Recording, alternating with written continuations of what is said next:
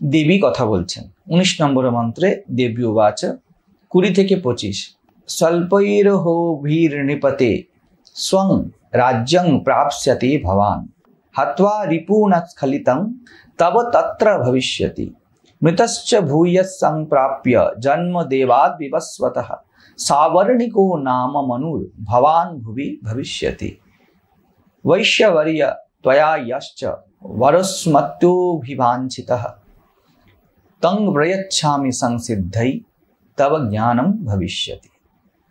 দেবী বলছেন, হে ভূপ, তুমি অল্প দিনের মধ্যেই শত্রুনাশ করে নিজের রাজ্য ফিরে পাবে, তোমার হৃত রাজ্য স্থির থাকবে। তারপর মৃত্যুর পরে তুমি বিবস্বান এর অংশে জন্ম নিয়ে পৃথিবীতে সাবর্ণিক মনু নামে বিখ্যাত হবে।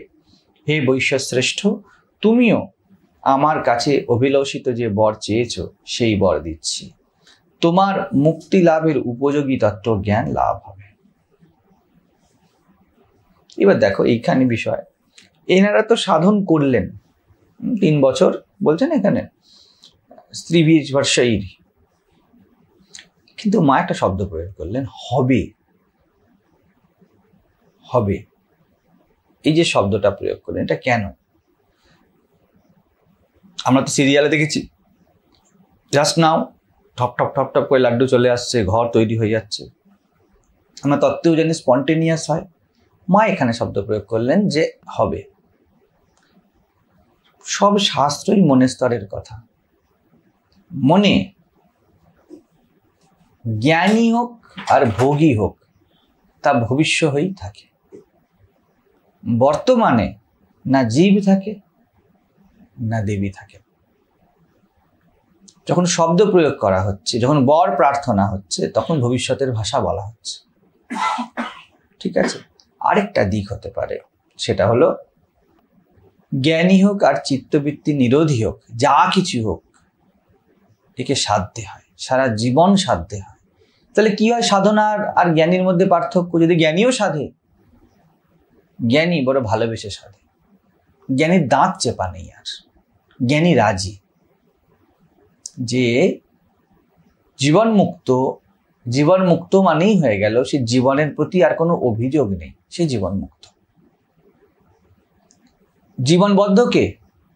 জীবনে সেই বদ্ধ যে বলে জীবনের এমন হওয়া উচিত, যে সকাম, যে বলছে মা কালী চাকরি দাও, তুমি ঠিক করে দিলে যে এমন হওয়া উচিত। কিন্তু যার এর মধ্যে বোধ নেই যে হওয়া উচিত কি অনুচিত, অথচ সে যদি সকামও হয় তবুও সে মুক্ত। বোধ, এটা মাথায় রাখো। জনক এমন একজন যে রাজত্ব করছে, কিন্তু উচিত অনুচিত বোধ নেই। বলছে কপিন পুড়ে গেছে তো গেছে, তুমি কথা বল। নারাজ নয় যে, এর মানে এই যে সে নির্বুদ্ধি, তাও নয়। এই জায়গাগুলো ধরা খুব কঠিন হয়ে যায়। এই জন্য একজন প্রাজ্ঞই আর একজন প্রাজ্ঞ টেস্ট বুঝতে পারে, ভঙ্গিমা বুঝতে পারবে না। ভঙ্গিমায় গেলে কারোর সাথে কারোর মিলবে না। দুটো একই স্তরের ব্যক্তি একই জ্ঞানের একই কথা বলবে, তবু এক্সপ্রেশন আলাদা হবে। এটাই শক্তির মহিমা, এটাই দেবীর খেলা। এক হবে না। আন্ডারস্ট্যান্ডিং বলবে অহং ব্রহ্মাস্মি, আচরণ আলাদা করবে। সেই জন্যই পুরো দেবী মাহাত্ম্য এই আচরণের মধ্যেই। বলছে আচরণ করতে গাইডে বলছে মহামায়া প্রভাবে তিনি করছেন। তাহলে একে বুঝি, কারণ আমাদের সমস্যা তো আচরণ নেই। তো যখন বলছে যে হবে, প্রথম বিষয় হলো এক, মনের স্তরের কথা বলা হচ্ছে এখানে, কাহিনী চলছে। আর দ্বিতীয় বিষয় হলো সারা জীবন তোমাকে সাধ্যে হবে। 3 বছরের পর তুমি রিল্যাক্স নও। 3 বছরের পর তুমি একটা বিষয় রিল্যাক্স হতে পারো, সেই মানে শুয়ে যাবে। ঠিক আছে, সেরকমই 3 বছরের পরে একটাই রিল্যাক্স হওয়া যায়। সাধনার পরে সাধনা বড় সহজ হয়ে যায়, সাধনায় জীবনে রূপান্তরিত হয়ে যায়। ব্যক্তির আর সাধনাতে না থাকে না। প্রথমে গলা সাধতে গেলে না থাকে, তার মানে লতা মঙ্গেশকর গলা সাধবে না, এআর রহমান গলা সাধবে না, হয়ে গেছে তো।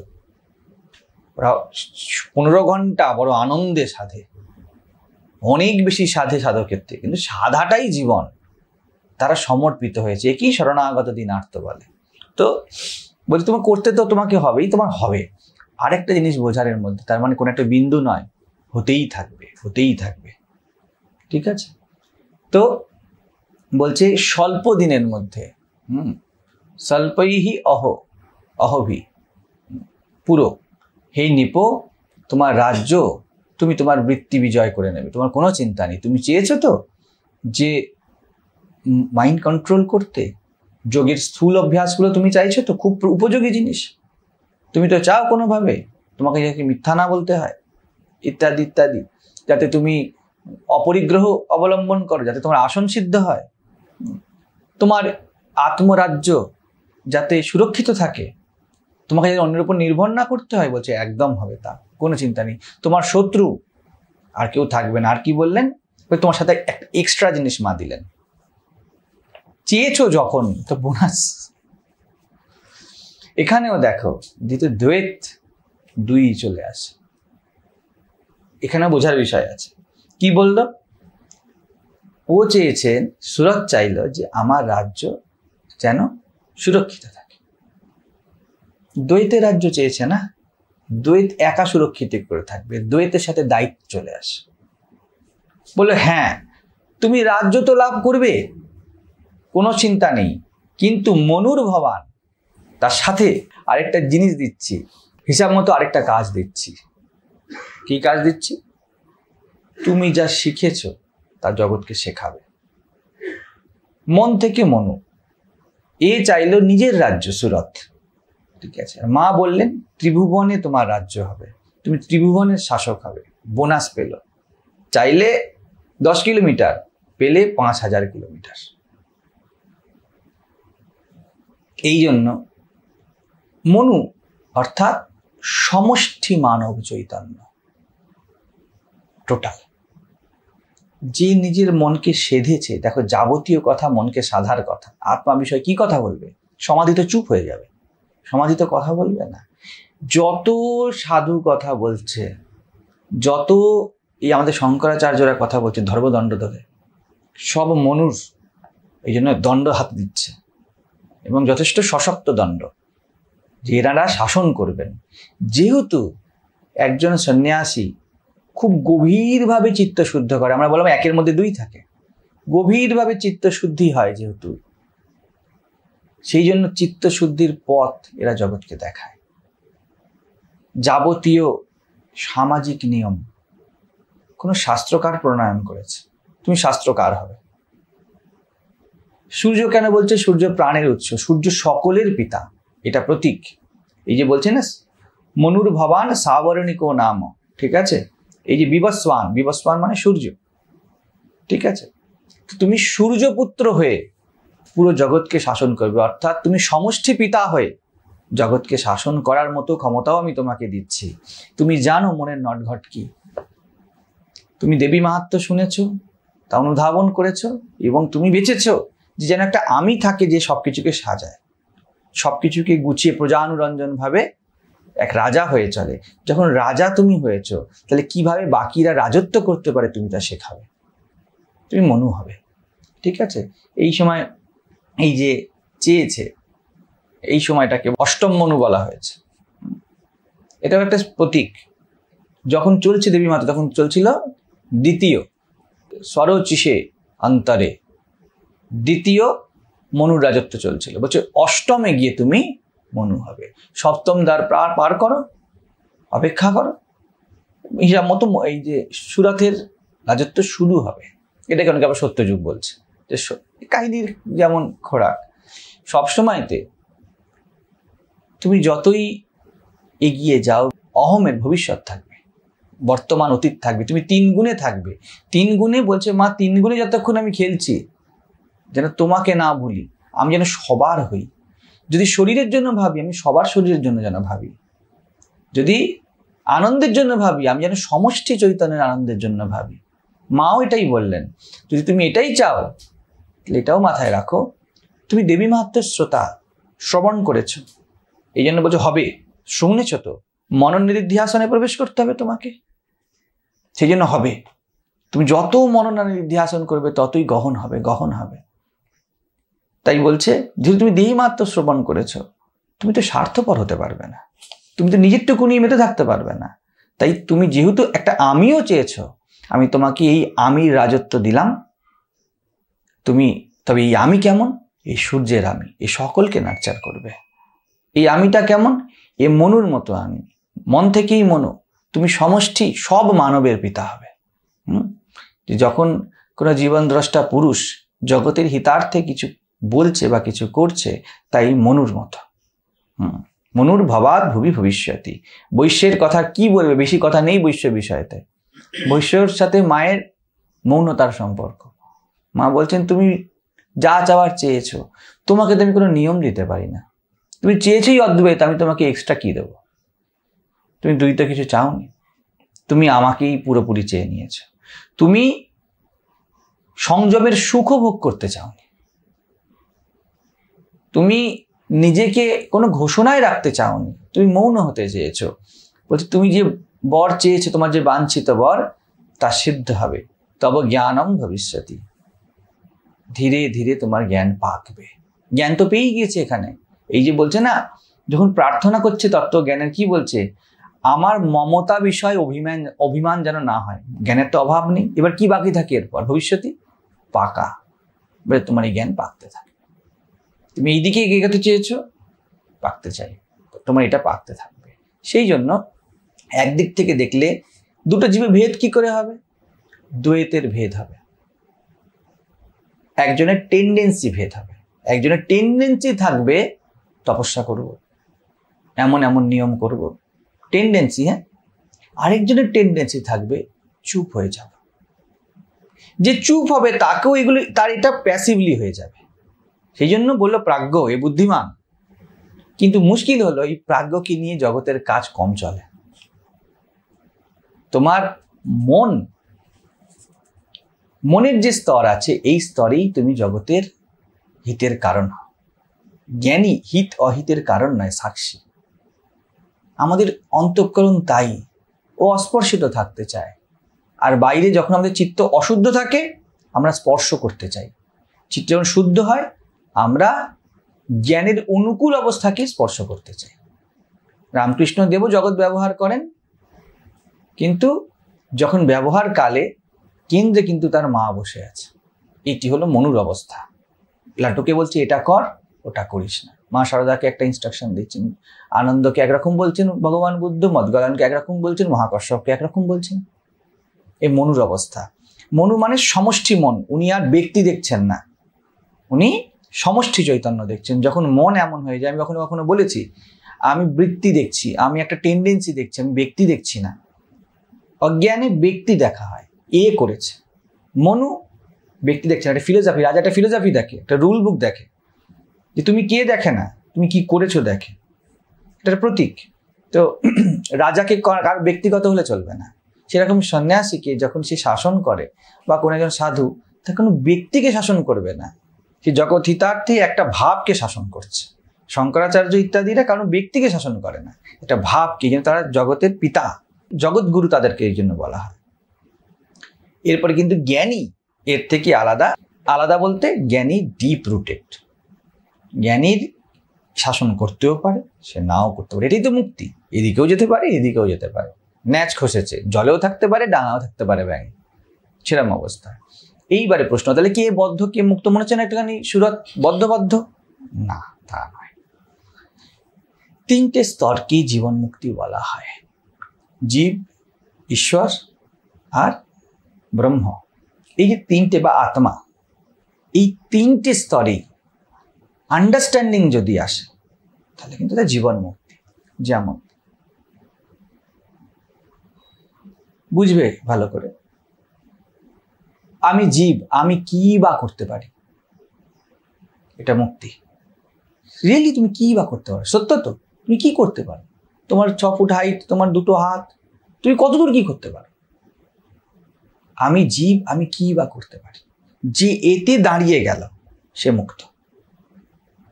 সে মুক্তি উপভোগ করবে। সে এই স্তরে ব্যক্তি কিন্তু জগৎকে শেখাবে।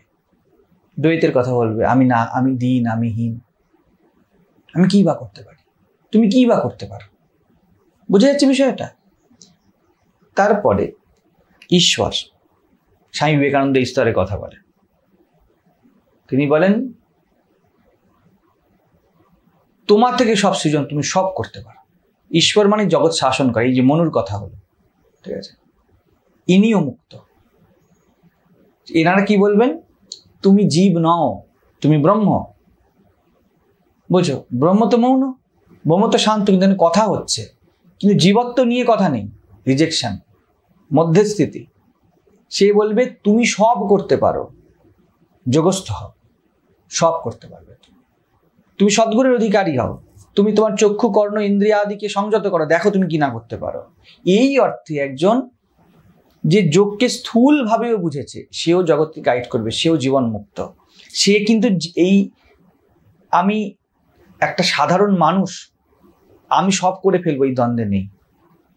প্রথমে তো জীব কি বলছে? আমি কিছুই করতে পারি না, একদম মিশে গিয়ে মুক্ত হয়ে গেছে, ছোট হয়ে গলে গেছে। তারপর যে ঈশ্বর স্তরে আছে, সে বিরাট হয়েছে, ভেঙেই ফেলবো, কিন্তু কিছু করবে, সে কিন্তু কিছু করবে। বলে একজনকে সে বলবে তুমি প্রত্যেক দিনকে 1-2 ঘন্টা করে ধ্যান আর প্রাণায়াম করো, দেখি কি না করতে পারো। এটা যদি ফলো আপ করো, তুমি মুক্তি অনুভব করবে। তোমার প্রাণের সংযম হয়ে গেছে প্রাণায়ামে, তুমি ধ্যানে বসেছো, তুমি জীবনকে সক্রিয়ভাবে দেখতে পাচ্ছ, তুমি করতে পারবে, কিন্তু একটা কড়া ভাব থাকবে, আমি করছি। ইনিও জীবন মুক্ত, জীবনের অনেক বদ্ধতা, অনেক স্তর থেকে তিনি মুক্ত হয়ে গিয়েছেন। ইনি বলছেন তুমি সব করতে পারো, কিন্তু করতে পারার কথাটা বলবে। ঈশ্বর কি না, এই ঈশ্বর অংশকে বলে প্রকৃতি। আমিও বহুবার এই কথা বলেছি, তুমি এই ইউনিভার্স, তুমি করতে পারো, তুমিই পারো, থ্রু তোমার ঘটবে ইত্যাদি। এই যে থ্রু ঘটবে, হ্যান ত্যান সব দেখো চৈতন্য ক্রিয়া বোঝাচ্ছে, ঠিক আছে। আর যাকে বলে ব্রহ্ম, যাকে বলে একদম ব্রহ্মবিদ, একদম দাঁড়িয়ে আছে, ইনিও জীবন মুক্ত। ইনি বলছে কে করবে? তুমি হাই তোলাকে কাজ বলো? যখন টর্নেডো হয় আমি তখন হাই তুলি, বুঝে যাচ্ছে বিষয়টা। এর ক্ষেত্রে বন্ধনই নেই তো মুক্তি কি? অষ্টাবক্র স্তরের কথা বলে বন্ধনই নেই। একজন বলছে তুমি জীব, ঠিক আছে, তুমি বেষ্টি, তুমি কি করতে পারো, এও শান্তি আর পূর্ণতার অনুভব করবে। এ নিশ্চিত যে জীব রূপে সে কিছু নয়। জীব হয়ে যদি সে বলে আমি অনেক কিছু, এবার ফাঁসবে, ঠিক আছে। একজন হচ্ছে ঈশ্বর, আমি সব করতে পারি, এর যদি এতে দাঁড়িয়ে যায়, এ মুক্ত, তুমি সব করতে পারো, ইয়েস, এটাও ট্রুথ। এই জন্যই সনাতন ধর্মে সবকিছু ট্রুথ। তুমি জীব হয়ে কিছু পারো না, তুমি মিথ্যা কথা বলেছো নাকি? তুমি ঈশ্বর হয়ে সবকিছু পারো, তুমি মিথ্যা বলেছো নাকি? আর তুমি ব্রহ্মরূপে কিছু মাত্র করনি, কখনো করনি, এটা তুমি মিথ্যা বলেছো নাকি? সত্য সব। স্তরভেদ, রুচিভেদ, রুচিনাম বৈচিত্র্যম। তো এখানে বলে দিচ্ছে পরিষ্কার করে যে ঈশ্বর হয়ে তুমি যদি কথা বলো, আমার দুর্বল লাগছে, আমি সব করব সংসারে, কিন্তু আমার কেমন লাগছে, ইউ আর রং নাও, এ বন্ধন। আর ব্রহ্মরূপে তুমি যদি বলো তুমি কিছু আদৌ করেছো, আবার বন্ধন। যদি জীব বলে আমি কিছু করিনি, সে জীবন মুক্ত। যদি ঈশ্বর বলে আমি সব করবো, সে জীবন মুক্ত। আর যে ব্রহ্ম হয়ে বলে আমি না করি, করার মতো কেউ আছে না, না করার মতো কেউ আছে, এও জীবন মুক্ত। বুঝে যাচ্ছে বিষয়টা? এটা মনের দর্পণে দেখছো বলে এগিয়ে বলে অনুভব হচ্ছে, এই কথাটা গাঁট বাঁধ। এটা এগিয়ে পিছিয়ে নয়। পদ্মের কোন পাপড়িটা এগিয়ে পিছিয়ে? যেটা হয় তাকে ফেলে দাও, কোনটা এগিয়ে পিছিয়ে নয়। আবার বলতে পারো আমাদের সত্য রজতম 3 স্তরে, 3টেই আমাদের মধ্যে খেলে। তমগুণে তুমি জীব, তুমি কি করতে পারবে এই শরীর নিয়ে? রজগুণে তুমি মন, তুমি চুপ থাকতে পারবে? যদি সংকল্পই করবে রজগুণে, তাহলে এগাও ঈশ্বরের মতো বিরাট সংকল্প করো। অষ্টাবক্র বলে না, ঘোষণা করো তুমি ব্রহ্ম, ঠিক আছে। আর তোমার সত্তা রূপে, সত্ত্বে তুমি কি করতে পারো? তুমি আলো, তুমি কি করতে পারো? যা হচ্ছে সাক্ষী। বুঝে যাচ্ছে? এই 3টেই আমাদের স্তর। যার মনের টেন্ডেন্সি যেদিকে, যে একদম ব্রহ্মতে বসে আছে, সাক্ষীতে যে বসে আছে, সে দেখতে পারে যার যেমন টেন্ডেন্সি, প্রত্যেকেই তার মতে গেছে, সে বলে নমো নম, তোমার মুক্ত। এই জন্য আচার্য শঙ্কর, যেহেতু সর্বজনীন গুরু, শঙ্করাচার্যের পথ এ কাউকে ছোট করে না। দেখবে আচার্য শঙ্করের ঘোষণাই এটা ছিল, কাউকে না বলবে না, বৈষ্ণব হোক, শাক্ত হোক, গাণপত্য হোক, বলে হ্যাঁ একদম ঠিক, গণেশ ব্রহ্ম ঠিক, শক্তি ব্রহ্ম ঠিক, ভুল কিছুকে বলবে। সাক্ষী না, পরিষ্কার বিষয়টা। তিনটেই জীবন মুক্তি, তিনটে স্তরে। শেষ 26 থেকে একদম 29 অব্দি। মার্কণ্ডেয় উবাচ ইতি দত্ত্বা তয়োর্দেবী যথাভিলষিतं বরম বভূবান্তর্হিতা সদ্यो ভক্ত্যা তাভ্যামভীষ্টুতা एवं देव्या वरं लब्ध्वा सुरथक्षत्रियर्षभः सूर्याज्जन्म समासाद्य सावर्णिर्भविता मनुः एवं देव्या वरं लब्ध्वा सुरथक्षत्रियर्षभः सूर्याजन्म समासाद्य सावर्णिर्भविता मनुः क्लीं ओम इति श्रीमार्कण्डेय पुराणे सावर्णिके मन्वन्तरे देवी महात्म्ये सुरथ वैश्योर्वर प्रदानं नाम 13 अध्यायः। বলছে মার্কণ্ডেয় মুনি বললেন, এই প্রকারে তাদের দুজনকে অভিলাষ অনুরূপ বর প্রদান করে এবং তাদের দ্বারা ভক্তিপূর্বক সংস্তুতা হয়ে দেবী অম্বিকা তৎক্ষণাৎ অন্তর্হিতা হলেন। এইভাবে মহামায়ার থেকে বরলাভ করে ক্ষত্রিয় শ্রেষ্ঠ সুরথ সূর্যদেবের থেকে জন্ম নিয়ে সাবর্ণী নামে মনু হবে। কাহিনী, তাই এই ভাষায় কথা বলা হলো। দেখার মতো কয়েকটা জিনিস, সেটা হলো যা অভিলষিত বর জীবন প্রদান করলো, তুমি যেই স্তরে থাকতে চাও জীবন সেইভাবে কৃপা করবে, কিন্তু সেইভাবে দায়িত্ব বর্তায়, সেইখানে দায়িত্ব বর্তায়। জ্ঞানীর যে প্রাজ্ঞ, তার অকর্তা ভাবেই দায়িত্ব, আর কি দায়িত্ব আছে? আমি অকর্তা, অকর্তার কোনো দায়িত্ব নেই। এই জন্য দেখো পুরো এতে সমাধিকে নিয়ে কোনো কথা হচ্ছে না বেশি। ও রুলস বুকের বাইরে, ও রুল বুকে নেই। কারণ সাক্ষীকে কি রুলে রাখবে? তুমি এই লাইটটাকে কি রুল দেবে? আমি তোমার বসার রুল বলতে পারি, তুমি আমার বলার রুল বলতে পারো, কিন্তু এই আলোটাকে কি রুল দেওয়া হবে? তো কিছু রুল না দেওয়াই এটা রুল।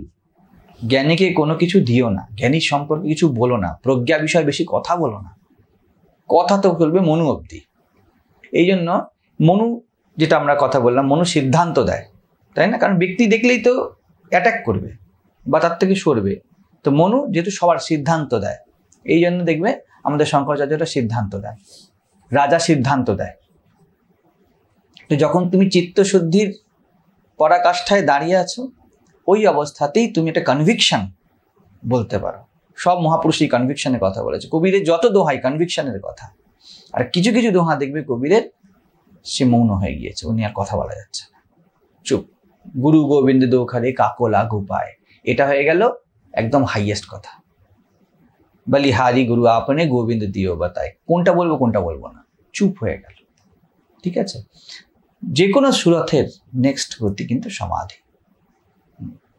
বা গতি এমন ভাবে বলবো না, এটাও মনের দেখা যে এরপরে ওটা, এমন বলতে পারো বহিরাবরণ সুরথ, অন্তঃকরণ সমাধি হবেই। তার ভিতরে চৈতন্য রূপা মা। কারণ মায়ের সামনে যত থাকবে তত সমাধি, মায়ের একটু দূরে যত যাবে ততক্ষণ পর্যন্ত সদ্গুণ খেলবে, অসৎ গুণ নয়। এই জন্য কোনো মহাপুরুষদের দেখবে না তারা জগতের অহিত করছেন, এটা আর হবে না। শ্রীরামকৃষ্ণ বলতেন, লোহা পরশমণিকে ছুলে সোনা হয়ে যায়, আর সোনার দ্বারা হিংসার কাজ হয় না। সোনাও ধাতু, কিন্তু হিংসার কাজ আর হবে না। সেই জন্য ও মনু হবে, জগৎ হিতে কাজ করবে। বলল, এই বলি তৎক্ষণাৎ দেবী অন্তর্হিতা হলেন। তৎক্ষণাৎ, আর কাহিনী গল্প চলে না। জীবন যখন আন্ডারস্ট্যান্ডিং এর একদম সিদ্ধান্তে পৌঁছায় না, তখন সিদ্ধান্ত ঘটে, তখন দর কষাকষি চলে না। জীবনে দেখবে যে ট্রুথ, তা দেখবে তৎক্ষণাৎ স্বীকার হয়ে গিয়েছে। ওর উপর কথা বলা চলে না, ওর উপরে কথা বলাই মায়া। মা আর দাঁড়ালেন না, শেষ। জীবন গ্লিমস দিয়ে দিল। গ্লিমস স্পন্টেনিয়াস বলি, ওটা মিথ্যা বলে না। যে কোনো অনুভব স্পন্টেনিয়াস বলে তা মিথ্যা কথা বলে না। আর এই পুরো শরীর অনুভবের আকর, তাই শরীর মিথ্যা বলে না। ছ্যাঁকা লাগলে শরীর, মজা লাগলে বলতে পারবে না। চোখে ধুলো পড়লে চোখ বলবে না বা না না না কিছু হয়নি। তুমি মিথ্যা বলে দেবে, মন মিথ্যা বলবে, দেহ মিথ্যা বলবে না। তো এই যে সাবর্ণী, ঠিক আছে, এই দেখবে রায়চৌধুরী, সাবর্ণ গোত্র ইত্যাদি, এরা দেবীর উপাসক এখনো। তো এই সাবর্ণী রায়চৌধুরী দেখবে বাংলাতেও এরা দুর্গা পূজার প্রচলন করছে, ঠিক আছে। তো দেবীর উপাসক হয় এবং এরা বংশানুক্রমে যেন দেবীকে ধরে, দুর্গাকে ধরে বা জগদ্দম্বা চণ্ডীকে ধরেই এখনো দেখবে বরিশালে চণ্ডীর পূজা সাবর্ণী রায়চৌধুরীরা করছে, দেবী চণ্ডিকার পূজা। তেমন এটা চলে আসছে, ট্রেন্ড, ঠিক আছে। বলছে যা যা তারা চাইলো অন্তর্হিতা হলেন, কথা হলো মনকে নিয়ে, চিত্তশুদ্ধি নিয়ে, সমাধিকে নিয়ে একটিও কথা নেই, সমাধি ওখানেই শেষ, খেলা শেষ, ঠিক আছে। তো বর্তমানে এটা বলছে সপ্তম মন্বন্তর, এরপরে অষ্টম সেন মনু হবেন, আর দ্বিতীয়তে কথা হয়েছে। তো কাহিনীর একটা ক্যালকুলেশন, কল্প তো কল্পনাতেই হয়, ঠিকই আছে। মূল কথা আমরা এর মধ্যে নিয়ে নিলাম, দুবার বলে শেষে এন্ড করলো। আমরা যেমন বলি না যাওয়ার সময়, তোকে বলে গেলাম কিন্তু যাচ্ছি, ঠিক আছে তো, এই যে ভাবটা, এটা বলি তখনকার দিনেও এই একইভাবে কথা হতো। বলে ক্লিং, এটি কাম বীজ, বা এটিকে পূর্ণ কাম বীজ বলা যায়, কৃষ্ণের বীজ বলা যায়, বা কামদেবের বীজ বলা যায়, ঠিক আছে। এই ক্লিং বলে দিল মানে এইবার তুমি নির্ণয় করো তোমার কামনা পূর্ণত্বের দিকে যাবে না জগতের দিকে যাবে। মা বা শক্তি বা মন দুইই দেবে, চিরকাল শক্তির স্বভাবেই দুই দেবে। চোখে যতদিন চোখ আছে, চোখ চেয়ে থাকাও আছে, ঘুমানোও আছে, দুই দেবে। তুমি কি করবে ঠিক করো, রাত জেগে কাটিয়ে দাও। তুমি যদি নির্ণয় করো যে রাত্রে জাগবে, একটা বিন্দু পর ঘুমার আসবে না, ঘুমও হার মেনে যাবে।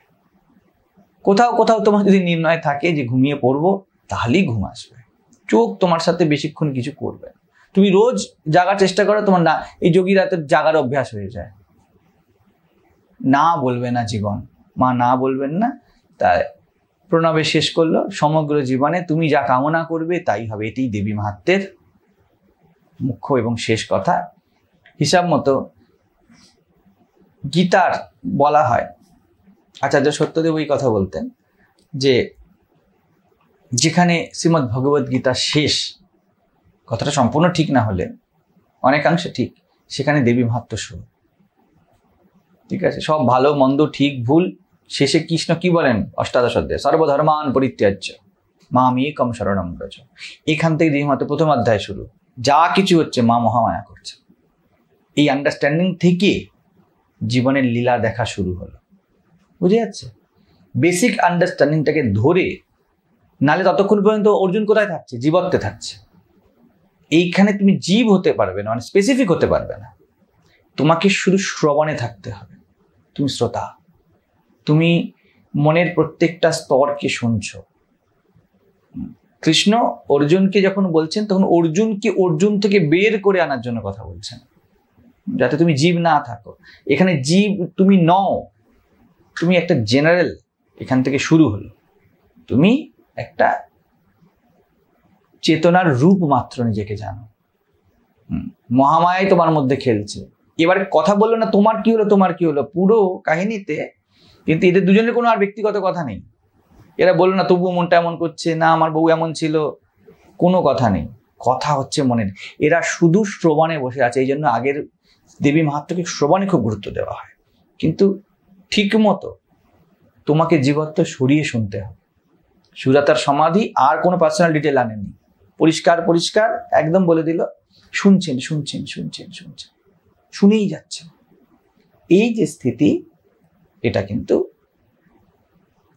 বলা হচ্ছে একটা ম্যাচিওর স্থিতি, যেখানে একদম পিওর শিষ্যত্ব। অর্জুনকে ধাপে ধাপে শিষ্য করতে হয়েছে। কৃষ্ণ অনেক, আমি অনেকাংশে ঠিক নয় এই কারণে বলছি, অনেক গ্রেটার মেসেজ আছে পঞ্চদশ অধ্যায়ে, বাদ নেই এখানে। বারবার কৃষ্ণ বলেছে আমি আমি আমি আমি, ঠিক আছে। দেবী মাহাত্ম্য যে ভঙ্গিমা, তাতে হলে আগে তুমি সরে এসো, তারপর কথা হবে। কথা মন নিয়ে বলেছে, কিন্তু ব্যক্তি মনকে নিয়েই কথা শুনলে তর্ক হতো অর্জুনের মতো। এখানে তর্ক নেই, এখানে শ্রবণ আছে। তাই বাকি থাকে ভবিষ্যৎ মনন আর নিদিধ্যাসন। এই বলে বলছে সে সবর্ণী ভবিতা মনহু, সূর্য জন্মে সে লাভ করবে, যেমন তিনি লোকপিতা হবেন। এবং সমাধির বিষয়ে আর কোনো কথা বললেন না। সমাধির জ্ঞান হবে, জ্ঞান বিষয়, প্রজ্ঞার বিষয়ে, আলো বিষয়ে আর কি কথা হবে। তাই আর কোনো কথা নেই। দুটোই আমাদের চাই, আত্মা বিষয়ে মৌনতা এবং মনকে সাধার জন্য কথা। আমাদের কথা নর্মালি চলে মনকে ধারে রেখে জগৎকে সাধার জন্য। যে জগতের সাধা মিটিয়ে ফেলেছে কিছুটা হলেও, যে অন্য শব্দ যার কানে বাজছে না, সে কিন্তু মেধার কাছে এসে দেবী মাহাত্ম্য শুনলে তাহলে কাজ হবে। এই জন্য শ্রবণ মানে শ্রবণী, এটাই ভ্রষ্টভাবে বাজারে চলেছে। শুনতে থাকো, শুনলেই হবে, কথা শুনলেই হবে, কিন্তু ব্যক্তি হয়ে নয়। তুমি শুধু শোনো, তাহলে তুমি এর ভিতরের যে মুখ্য শব্দটা, যে রস, তা শুনতে পাবে। তাহলে আমরা শেষ করি আজকে দেবী মাহাত্ম্য। ওম তৎসৎ। ওম পূর্ণমদঃ পূর্ণমিদং পূর্ণাৎ পূর্ণমুদচ্যতে পূর্ণস্য পূর্ণমাদায় পূর্ণমেবাবশিষ্যতে। ওম শান্তি শান্তি শান্তি। হরি ওম তৎসৎ।